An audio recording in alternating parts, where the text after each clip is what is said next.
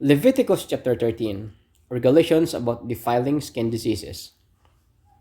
The Lord said to Moses and Aaron, when anyone has swelling or rash or a shiny spot on their skin that may be defiling skin disease, they must be brought to Aaron, the priest, or to the one of his sons who is priest. The priest is to examine the sore on the skin, and if the hair in the sore that has turned white and sore appears to be more than skin deep, it is defiling skin disease. When the priest examines the person, he shall pronounce them ceremonially unclean. If the shiny spot on the skin is white but does not appear to be more than skin deep, and the hair is in it has not turned white, the priest is to isolate the affected person for 7 days.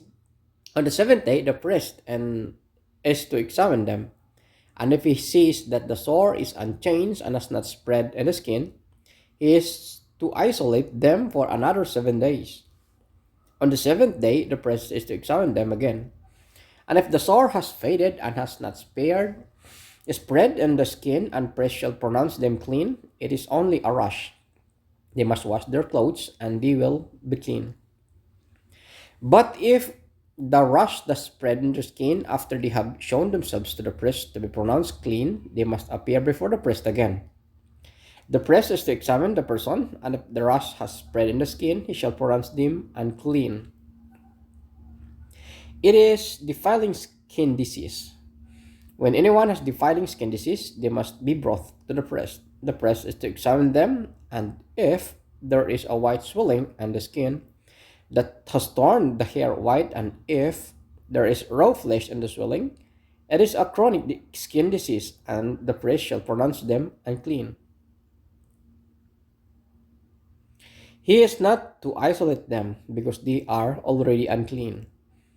If the disease breaks out all over the skin, and so far as the priest can see, it covers all the skin of the affected person from head to foot, the priest is to examine them, and if the disease has covered their whole body, he shall pronounce them clean, since it has all turned white. They are clean, but whenever raw flesh appears on them, they will be unclean. When the priest sees the raw flesh, he shall pronounce them unclean. The raw flesh is unclean. They have defiling disease. If the raw flesh changes and turns white, they must go to the priest. The priest is to examine them, and if the sores have turned white, the priest shall pronounce the affected person clean. Then they will be clean. When someone has boil on their skin and it heals, and in the place where the boil was, a white swelling or reddish white spot appears, they must present themselves to the priest. The priest is to examine it, and it appears to be more than skin deep, and the hair in it has turned white, the priest shall pronounce that person unclean. It is defiling skin disease that has broken out when the boil was. But if, when the priest examine it, there is no white hair in it, and it has more than skin deep and has faded, then the priest is to isolate them for 7 days. It is a spreading in the skin. The priest shall pronounce them unclean. It is defiling disease. But if the spot is unchanged and has not spread, it is only a scar from the boil, and the priest shall pronounce them clean. When someone has born on their skin and reddish white or white spot appears in a raw flesh or the born, the priest is to examine the spot, and if the hair in it has turned white and it appears to be more than skin deep, it is defiling disease that has broken out in the born. The priest shall pronounce them unclean. It is defiling skin disease. But if the priest examine it, and there is no white hair in the spot, and it is not more than skin deep and has faded, then the priest is to isolate them for 7 days. On the seventh day, the priest is to examine that person, and if it is spreading in the skin, the priest shall pronounce them unclean. It is defiling skin disease. If, however, the spot is unchanged and has not spread in the skin but has faded, it is swelling from the born, and the priest shall pronounce them clean. It is only a scar from the born. If a man or woman has a sore on their head or chin, the priest is to examine the sore, and if it appears to be more than skin deep, and the hair in it is yellow and thin, the priest shall pronounce them unclean. It is defiling skin disease on the head or chin. But if when the priest examines the sore, it does not seem to be more than skin deep, and there is no black hair in it, then the priest is to isolate the affected person for 7 days.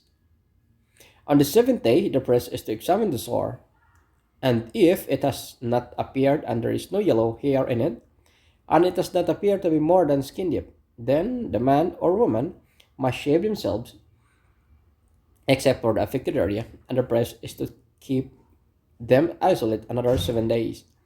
On the seventh day, the priest examines the sore, and if it has not spread in the skin and appears to be more than skin deep, the priest shall pronounce them clean. They must wash their clothes, and they will be clean. But if the sore does spread in the skin after they are pronounced clean, the priest is to examine them, and if he finds that the sore has spread in the skin, he does not need to look for yellow hair. They are unclean. If, however, the sore is unchanged so far as the priest can see, and if black hair has grown in it, the affected person is healed, and they are clean, and the priest shall pronounce them clean. When a man or woman has white or spots on the skin, the priest is to examine them, and if the spots are dull white, it is harmless and rash that has broken out on the skin. They are clean. A man who has lost his hair and his bald is clean. If he has lost his hair from the front and his scalp and has bald forehead and is clean, but if he has the reddish white sore on his bald head or forehead, it is defiling disease breaking out on his head or forehead. The priest is to examine him, and if the swollen sore on his head or forehead is reddish white, like defiling skin disease, the man is diseased and is unclean. The priest shall pronounce him unclean because of the sore in his head. If anyone with such defiling disease must wear torn clothes, let their hair be unkempt. Cover the lower part of their face and cry out, unclean, unclean. As long as they have disease, they remain unclean. They must live alone. They must live outside the camp. Regulation about the defiling molds. As for a fabric that is spoiled in defiling mold and woven or any woolen or linen clothing, any woven or knitted material or linen or wool, and any leather or anything made of leather. If the affected area is the fabric, the leather, the woven or knitted material, or any leather article is greenish and red or reddish, it is defiling mold and must be shown to the priest. The priest is to examine the affected area and isolate the article for 7 days. On the seventh day, he is to examine it, and if the mold has spread in fabric, the woven or knitted material, or the leather, whether it's used, it is persistent defiling mold. The article is unclean. He must burn the fabric, the woven or knitted material, of wool or linen, or any leather article that has been spoiled because the defiling mold is persistent. The article must be burned. But if, when the priest examines it, the mold has not spread in the fabric, the woven knitted material, or the leather article, he shall order that the spoiled article be washed. Then he is to isolate it for another 7 days. After the article has been washed, the priest is to examine it again, and if the mold has not changed its appearance, even though it has not spread, it is unclean. Burn it, no matter which side of the fabric has been spoiled. If, when the priest examines it, the mold has faded after the article has been washed, he is to tear the spoiled part out of the fabric, the leather, or the woven or knitted material. But if it reappears in the fabric, in a woven or knitted material, or in the leather article, it is a spreading mold. Whatever has the mold must be burned. Any fabric, woven, or knitted material, or the leather article that has been washed and is red of the mold must be washed again. Then it will be clean.